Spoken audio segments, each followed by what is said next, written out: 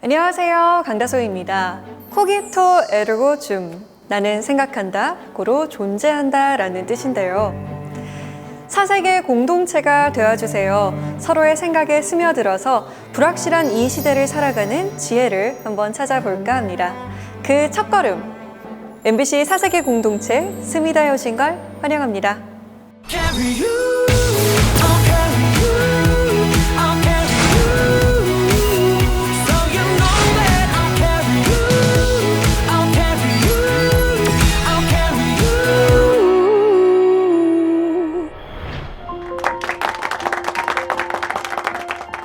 한 청년이 지구 반대편의 낯선 나라 쿠바로 여행을 떠납니다.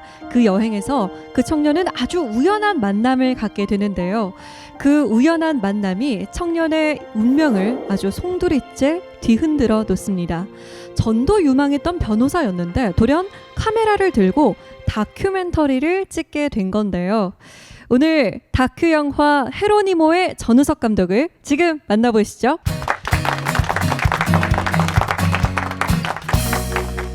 네, 안녕하세요. 반갑습니다. 반갑습니다. 전우석입니다. 네, 대체 쿠바에서 어떤 일이 있었기에 운명이 송두리째 뒤흔들어졌나요? 4년 전 연말 때 이제 휴가차 쿠바를 우연히 놀러 갔는데 공항에서 내리자마자 택시를 탔는데 택시 기사가 한인 3세였었어요. 네. 쿠바에 한인이 그렇게 많지 않을 것 같은데요. 그렇죠. 뭐 몇 명 없는데 그 중에서 택시 기사가 한인이었다는 게 사실 굉장한 우연성이 작동을 했죠. 네. 그 엄청난 변화와 함께 머리 스타일도 엄청 바뀌었다고 들었어요. 네. 원래는 이 머리가 아니라 아주 이대팔의 굉장히 도시인스러운 그런 머리라고 들었거든요. 네, 아무래도 뉴욕에서는 이런 머리를 하고 아마 직장을 가면 곧바로 잘리지 않을까. 아, 정말요? 네, 근데 아무래도 지난 4년간 이 작업을 하면서 조금 더 예술적인 감성을 키우기 위해서 길러봤습니다. 네. 영화를 만들면서 내적인 변화도 많이 겪으신 것 같은데요. 네. 오늘 강연 정말 기대가 됩니다. 네. 잘 부탁드립니다. 그러겠습니다. 네. My name is Joseph Chun. Shortly after President Obama announced a move to normalize relations with Cuba, I traveled there, this time frozen socialist island. But a first Cuban I met in Cuba. Korean diaspora. Is this your name? 이문조? My husband. Korean surrounded by his Cuban comrades of the Communist Party. How could this be? Well, Fidel Castro was in the mountains. In the city, there was clandestine group. Jerónimo was part of that. Él luchó por la revolución cubana, a favor de la revolución cubana. 꿈에나 그려볼 수 있었던 조국. 이제야 부모들이 그렇게도 가보고 싶어 했던 조국의 땅내음을 맡을 수 있게 됐습니다. 이렇게 울먹하면서 아버님 말씀을 제가 너무 안 들은 것 같아요. 전체성을 지켜야 된다. Jerónimo hizo unir a todos los coreanos de distintos pueblos. Como mismo se dedicó al principio a trabajar para el gobierno, con ese mismo entusiasmo, se dedicó a trabajar por la asociación. 나는 이문조입니다. 오늘 기쁜 날입니다. 이렇게 만나서 반갑습니다.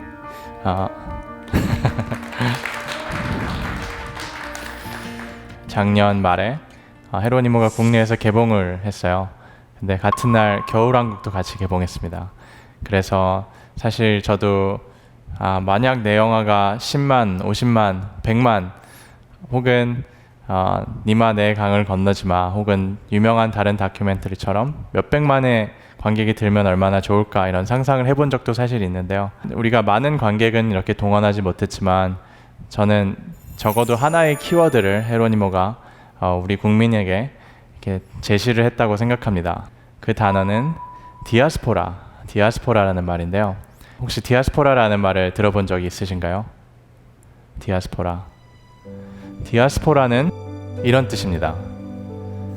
유태인들이 이스라엘에서 떠나 다른 곳, 이스라엘 이외의 지역으로 흩어진 역사적 현상을 디아스포라라고 일컬었는데 그 이후 사회과학적으로는 디아스포라가 유태인뿐만 아니고 다른 민족에게도 적용을 시켜서 이 단어를 시작하기 시작했어요. 고국을 떠나 타 지역으로 이주하여 사는 모든 민족.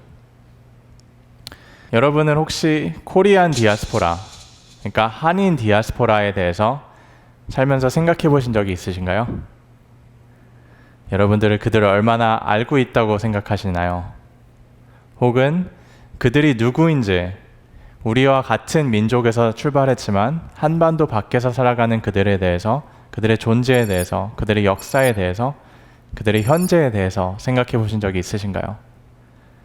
그리고 그들이 만약 한반도 밖에서 우리와 같이 똑같이 삶을 영위하고 있다면은 과연 그들이 품고 사는 한인 정체성이란 본국에 사는 우리에게 어떤 의미를 줄 수 있다고 생각하시나요? 저는 헤로니모에 대한 이야기를 하기 전에 사실 제가 헤로니모라는 캐릭터에 관심을 갖게 된 그런 저의 내적 배경에 대해서 설명을 해야 될 것 같아요.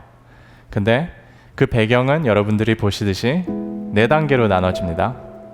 한국인으로서 저의 정체성, 그 다음은 제가 재미한인으로서의 한국 정체성, 코리안 디아스포라로서의 정체성, 그리고 그 다음은 세계 시민으로서의 정체성이에요. 이 단계를 통해서 제가 헤로니모를 발견해 나가는 과정을 여러분과 공유하고자 합니다. 그 여정에 같이 함께 해주시면 좋겠습니다. 첫 번째, 한국인. 여러분 다 한국인이시죠? 그렇죠? 그리고 지금 외국에서 나가서 사셨거나 혹은 앞으로 나가서 사실 계획이 없으신 이상 한국인으로 계속 한국인으로 살아가실 거예요. 그렇죠? 저 역시 한국인이었어요. 저는 미국에서 태어나긴 했는데 제가 만 3살 때 한국에 와가지고 고3이 되는 해까지 한국에서 줄곧 살았습니다. 그래서 저는 그 전까지는 이런 디아스포라 혹은 정체성에 대해서 한 번도 자문을 해본 적이 없어요. 왜냐? 다 한국 사람이잖아요, 주위에. 저는 초등학교, 유치원부터 초등학교, 중학교, 심지어 고등학교, 제가 외국인 학교로 고2 때 전학 가기 전까지 단 한 번도 학급에서 외국인을 만난 적이 없어요. 혹시 여러분 외국인 학생 친구가 있었나요? 한 번이라도? 혹은 여러분과 피부 색깔이 틀린 사람을 만난 적이 있었나요? 네, 저도 한 번도 없었어요. 한국은 다양성이 결여된 나라다. 혹시 많이 들어보셨나요? 저는 교과서에서 우리가 단일민족이라는 것에 굉장히 자랑스럽게 묘사되는 걸 배운 적이 기억이 납니다. 그래서 우리는 순혈주의, 어떻게 보면은 저거는 좋은 말인데 저거에 상반되지 않지만 조금 저걸 부정적으로 묘사한 게 인종차별주의가 아닐까 그런 생각을 하게 됐어요. 그리고 저는 실제적으로 우리나라가 정말 다양성이 결여된 나라인가 궁금해서 구글 위키피디아에 세계에서 다양성이 가장 결여된 나라를 쳐봤어요. 대한민국이 세계에서 다양성이 결여된 나라로 2위를 했습니다. 1위가 어딘지 아세요? 우리랑 굉장히 가까운 나라인데 북한입니다. 네, 세계에서 다양성 Ethnic Cultural Diversity Level, 그러니까 인종적, 문화적 다양성이 가장 결여된 나라, 거기서 우리나라가 세계에서 꼴찌에서 2번째, 그 다음 북한입니다. 10년 전에 데이터하기는 해요. 그렇지만 적어도 문화적, 인종적 지표로 계산한 세계 다양성을 계산해 보니까 한반도가 세계에서 꼴찌에서 1, 2위였었어요. 과연 이것은 무엇을 우리에게 상징할까요? 한번 생각해 보세요.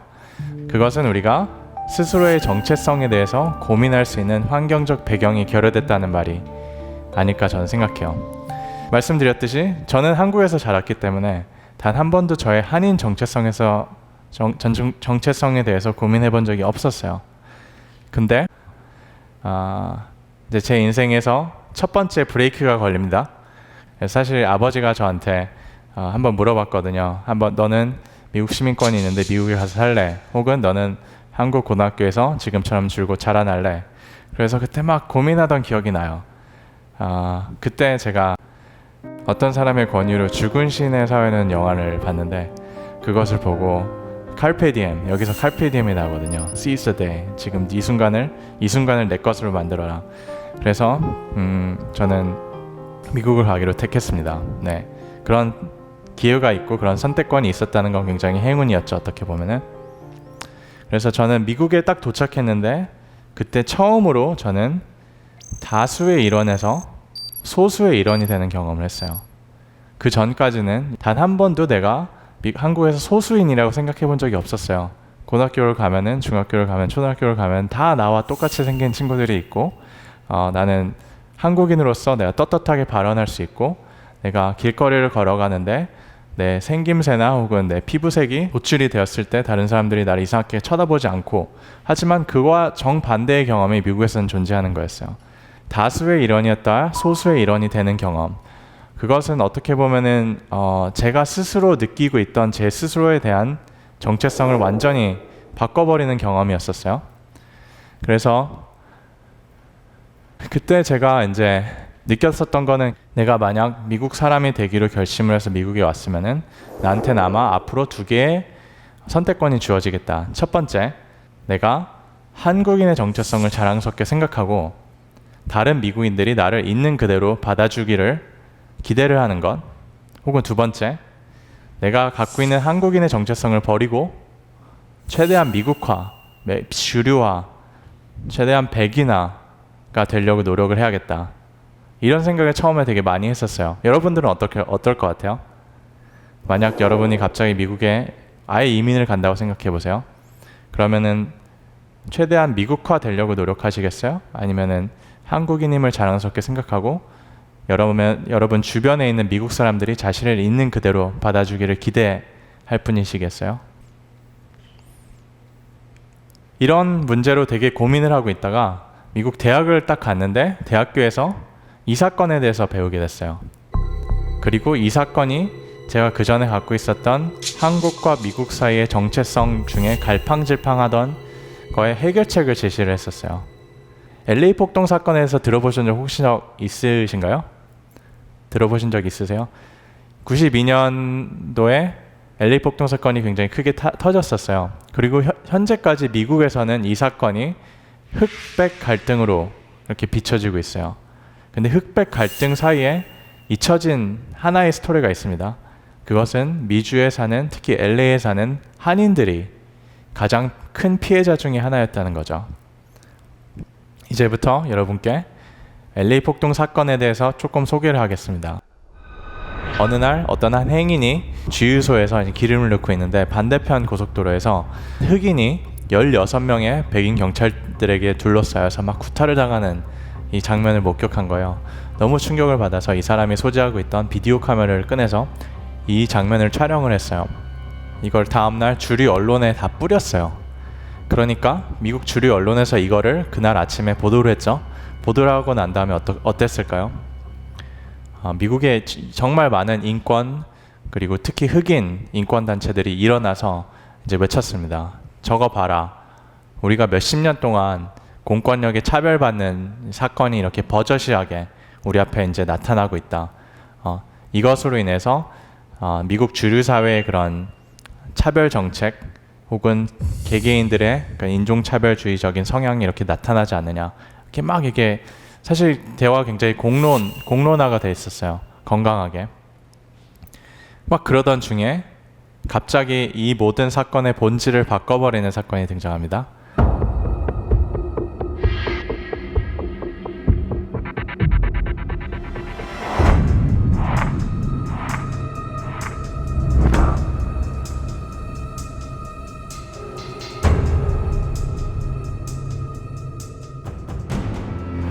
이 두 사건의 타이밍이 굉장히 절묘했었어요. 왜냐하면 첫 번째 사건은 그동안 존재했었던 미국 내 공권력 혹은 백인 경찰들이 소수민족에 대해서 함부로 대하고 그런 사건이 굉장히 건강하게 공론화되던 상황에서 이 사건이 터지고 나서 미국 언론에서 이 비디오를 몇 주간 계속 재생하기 시작했어요.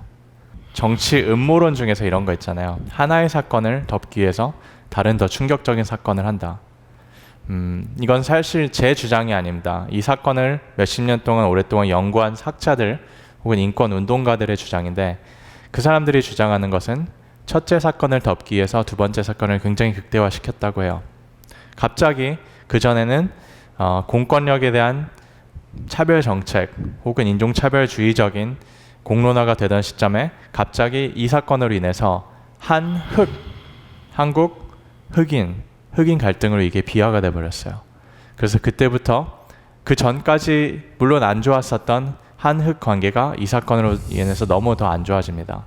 그리고 1년 뒤에 무슨 일이 있었는 줄 알아요?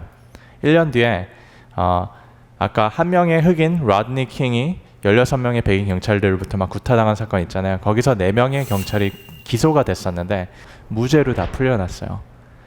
이 4명의 경찰에게 무죄 판정을 내리고 나서 그 후 72시간 동안 LA에 있는 코리아타운이 완전히 불바다가 됐어요. 1992년 오늘 우리 교민들이 많이 살고 있는 미국 로스앤젤레스에서 폭동이 일어났습니다.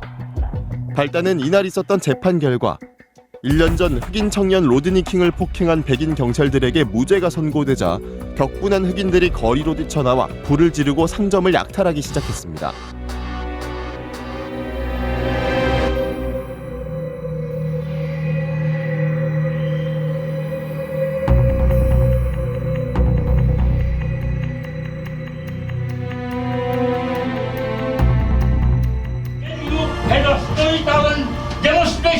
In America, it's the largest demonstrations in America. They're carried out by your parents who don't speak a fucking English. And you guys pretend it. That's when I will be more like it. I dream of freedom, America.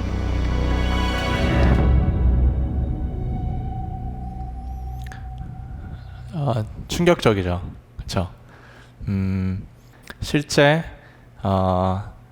그 배심원들이 이 4명의 경찰에게 무죄 판정을 내리고 나서 그 후 72시간 동안 LA에 있는 코리아타운이 완전히 불바다가 됐어요.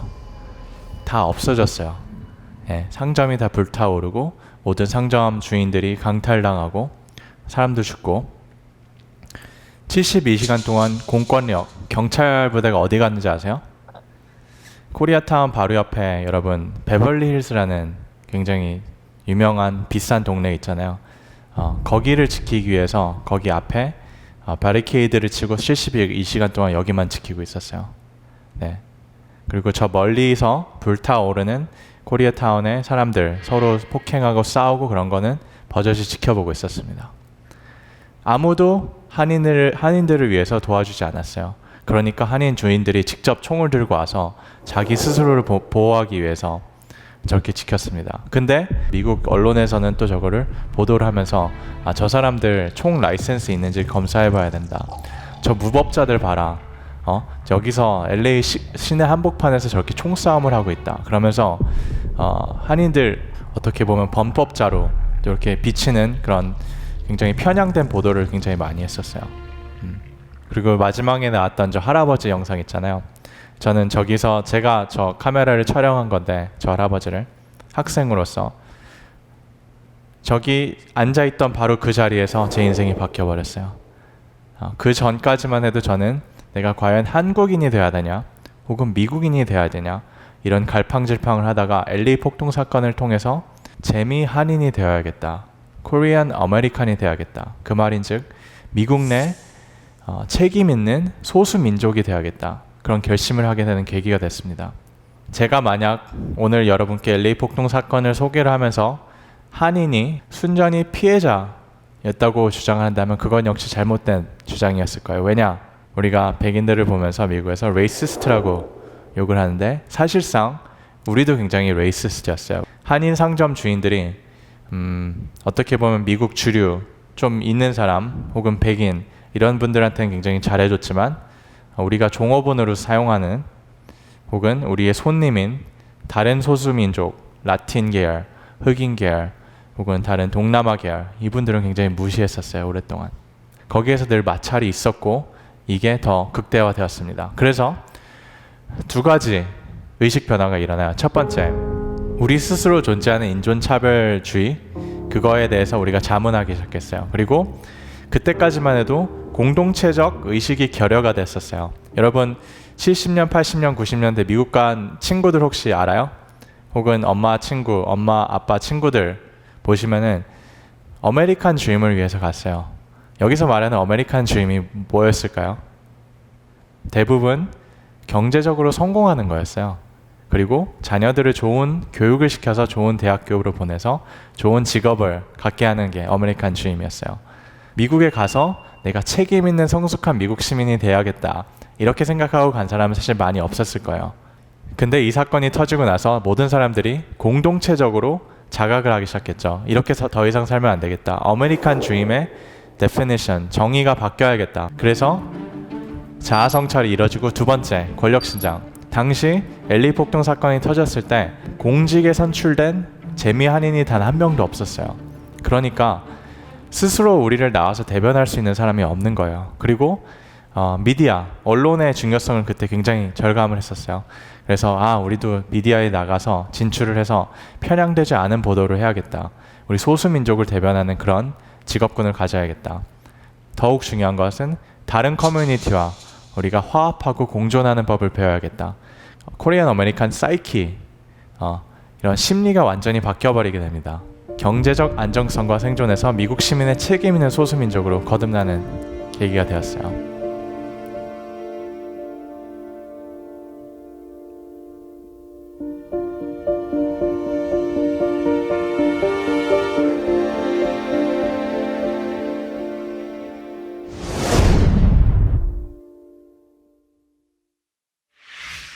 제가 대학을 졸업하고 나서 몇 개월 뒤에 연변에 가게 됐어요. 예, 저는 사실 첫 번째 직장을 연변과학기술대학교라는 데서 한 학기 동안 친구들과 교류하면서 보냈는데 연별이죠. 연길입니다. 그때 대학 막 졸업해서 막 자유로울 때 찍었던 사진이에요. 제가 캘리포니아에서 대학을 다녔기 때문에 LA에 있는 코리아타운, 한인타운이 한국 밖에 있는 가장 큰 한국인 줄 알았어요. 근데 연변에 가보니까 한문과 더불어서 한국어가 공용으로 사용되는 자치주, 거기서 100만 명 이상의 한인이 모여서 한국말을 하고 한국 음식을 먹고 한국 음악을 듣고 한국 전통 소설을 읽고 막 춘향전 같은 것들을 서로 막 이렇게 하면서 지내는 거예요. 엄청난 충격이었어요.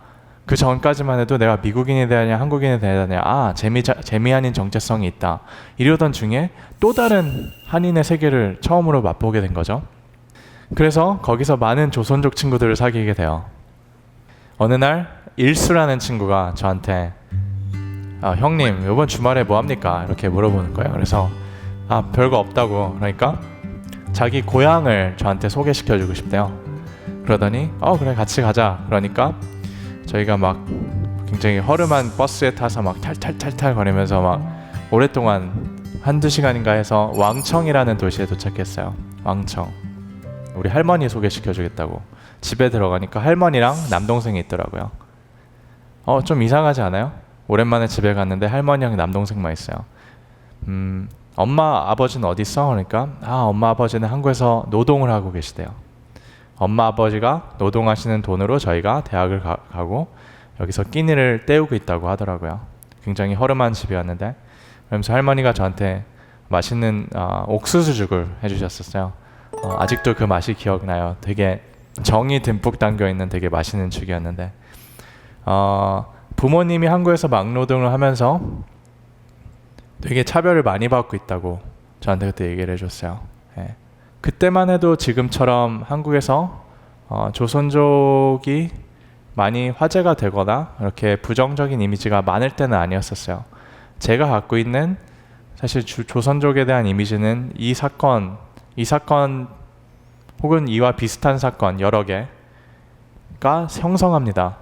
근데 점점 가면 갈수록 국내에서 그들을 바라보는 시선이 불편해지고 그들의 이미지가 굉장히 부정적으로 비춰지고 그러는 거에 저는 나중에 굉장히 환멸을 느끼게 됐어요.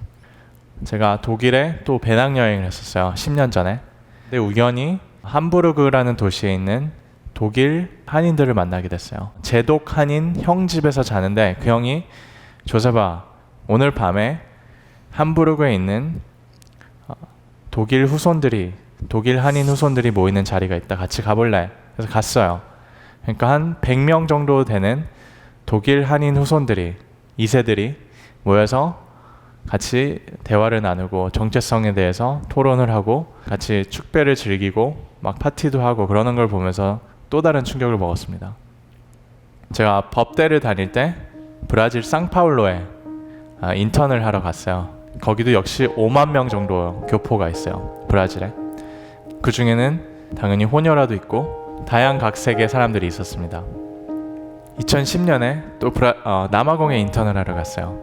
마침 당시 월드컵 기간이었어요. 예. 그래서 월드컵 경기를 보는데 남아공에 사는 한인 후손들을 또 만나게 됩니다. 여기서는 선교사님 자녀들, 그리고 사업가 자녀들, 그리고 주재원 자녀들 등등등이 모여서 몇천 명의 규모의 한인 커뮤니티가 또 있다고요. 그리고 이것은 사실 작년이긴 한데 고려인에 대해서는 조금 더 우리가 알 거라고 생각해요. 일제강점기 시절 그 이전 혹은 그 이후에 끊임없이 사할린 혹은 중앙아시아로 이주한 혹은 이주된 그런 여러 30만 명, 40만 명 이상의 고려인들이 존재합니다. 점점 저는 이렇게 여러 세계에서 온 한인들을 만나게 되는 계기가 있었어요.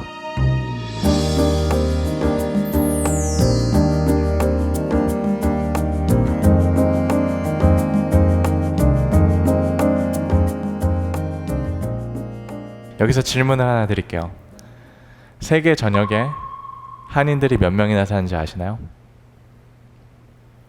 800만 명의 재외동포가 존재해요. 여러분, 외교부 공식 사이트 들어가면은 750만 명이라고 나와 있어요. 근데 입양아의 수치가 거기 포함되지 않았어요. 입양아의 수치는 사실 계산하기 어려워요.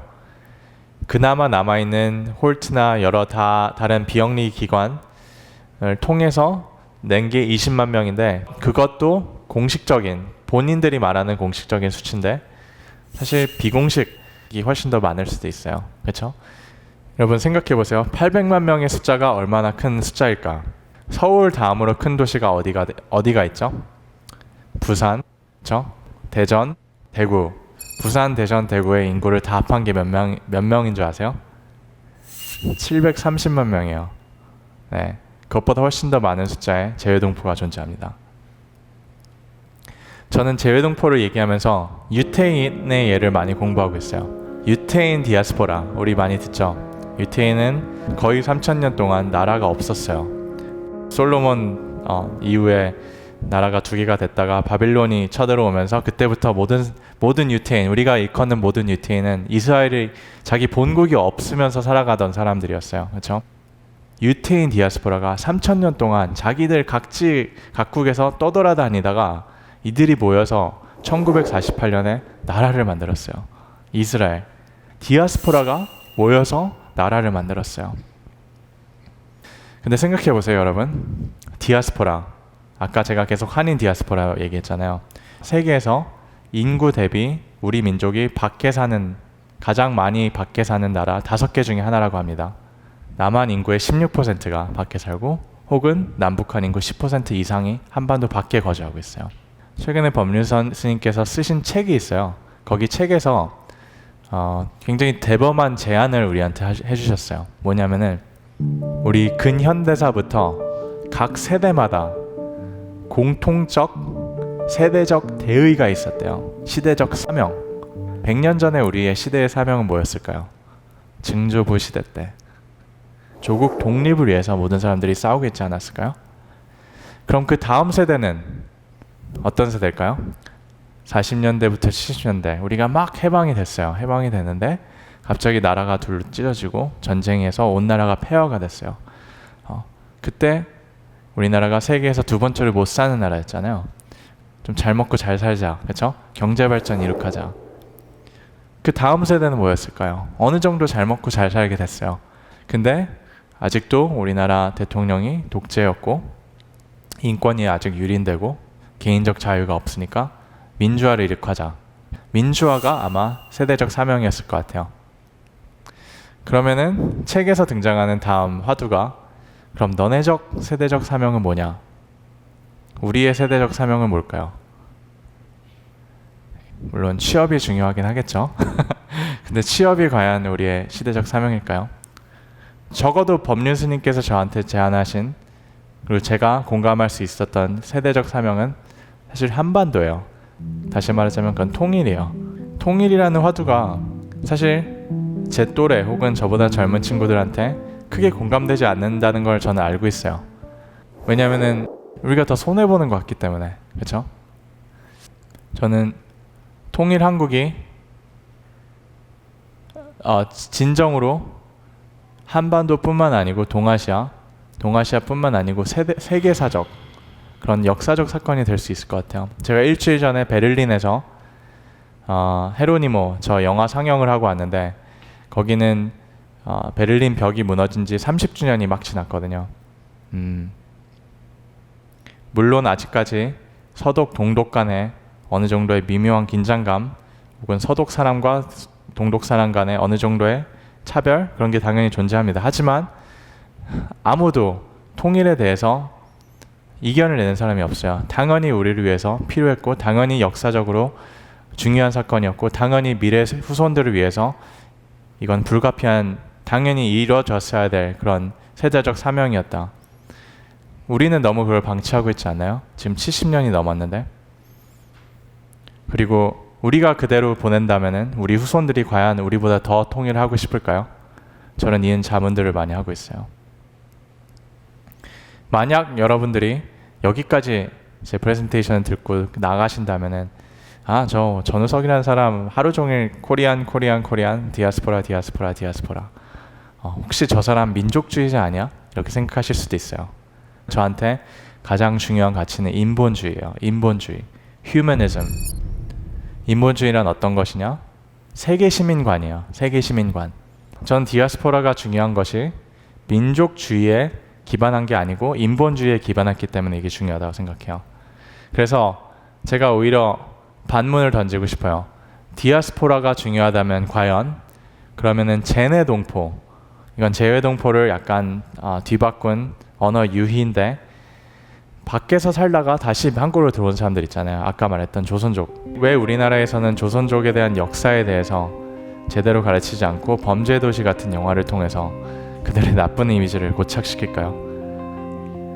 왜 고려인, 탈북민, 입양아, 혼혈한인 다 이런 사람들을 볼 때, 혹은 이런 단어들을 볼 때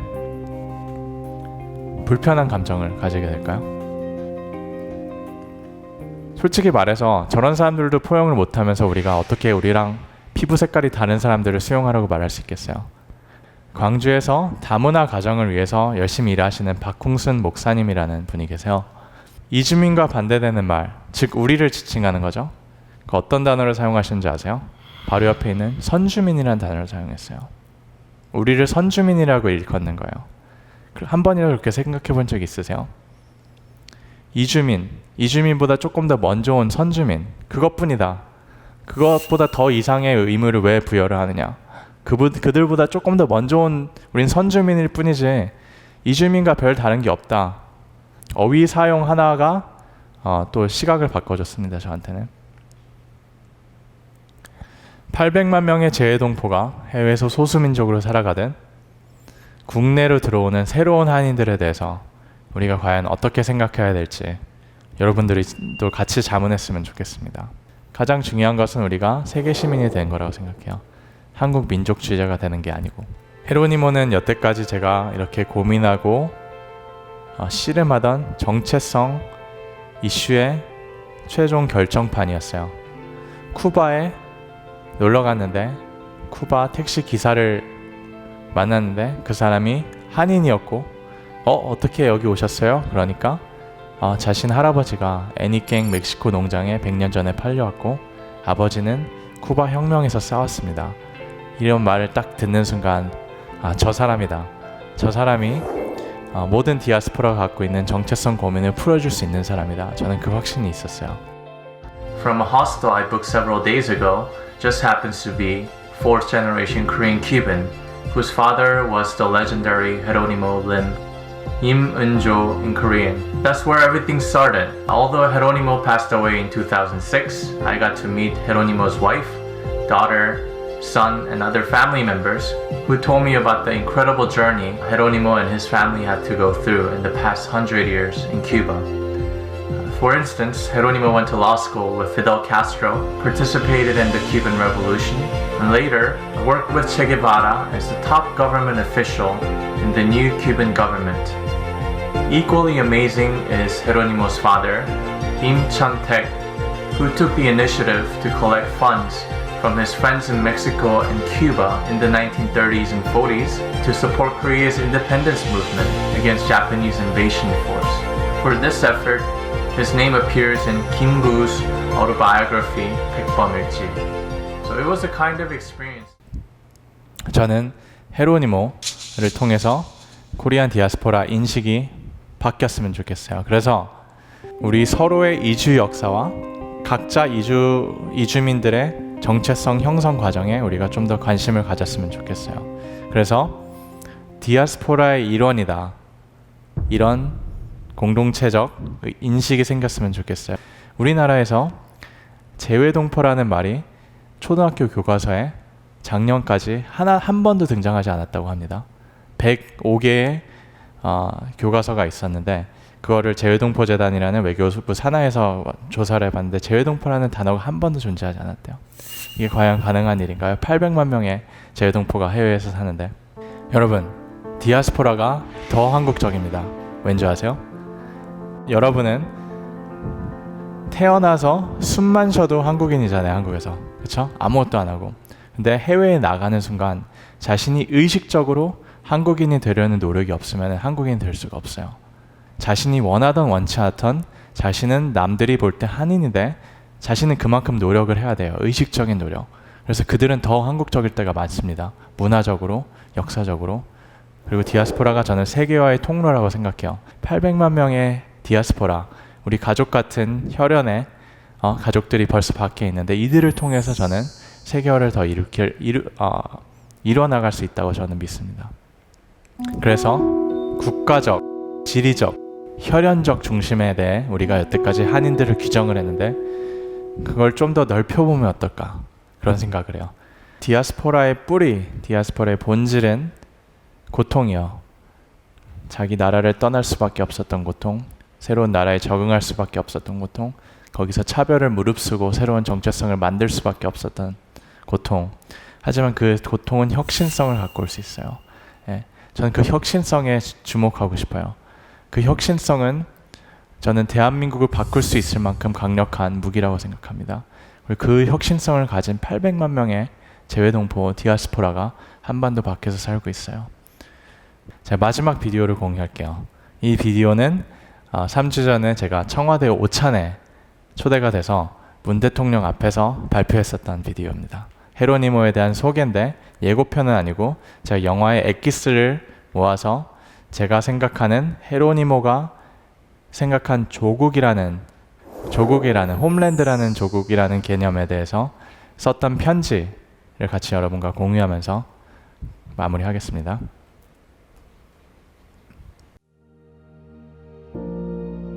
Para mí yo soy coreano, yo no soy cubano. Para mí yo soy coreano. Y me muero siendo coreano. ¿Comprende? Porque la única patria que reconoció mi padre y mi madre. 나한테 한국어 좋지 않아요. 그렇지만 매일 한국어 공부하고 있어요. 한국에 꾸은 사람입니다. 알아요. 그렇지만 난 한국 Could you read the letter from your grandfather? Ya. La patria. Patria es el legado de abnegación de nuestros antecesores y la ofrenda de nuestros mártires. Es la inspiración de los que sueñan un mañana mejor y un futuro de hermandad. Su concepto va más allá de las fronteras geográficas. No se limita a los que nacen en un lugar determinado, ni se sujeta a las normas políticas de un nacionalismo egoísta. El sentimiento patriótico debe fundirles a la esperanza y al clamor de los desposeídos. de los explotados que aspiran y luchan por un mundo mejor. La patria es la dignidad y el honor de los que saben merecerla.